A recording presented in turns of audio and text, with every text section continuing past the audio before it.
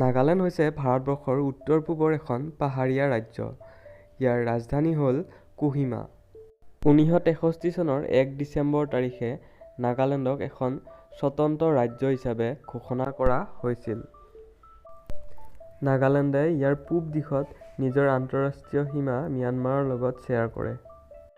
নাগালেণ্ডত 16টা মুখ্য জনজাতি আছে। তাৰ ভিতৰত প্ৰধান জনজাতিবোৰ হ'ল আগামী, আও, চাকেচাং, চাং ইত্যাদি।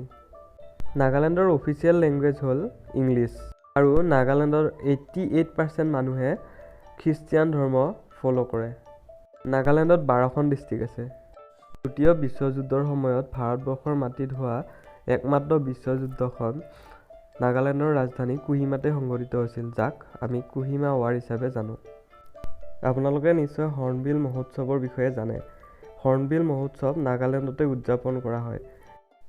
নাগালেণ্ডৰ কিছুমান গাঁৱত এই মহোৎসৱ ডিচেম্বৰ 1 তাৰিখৰ পৰা আৰম্ভণি হয় আৰু ডিচেম্বৰ 10 তাৰিখে এই মহোৎসৱৰ সামৰণি পৰে।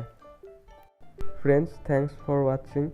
এনেকুৱা চুটি ভিডিঅ'ৰ সহায়ত অধিক কথা জানিবলৈ এই চেনেলটো ছাবস্ক্ৰাইব কৰক প্লিজ।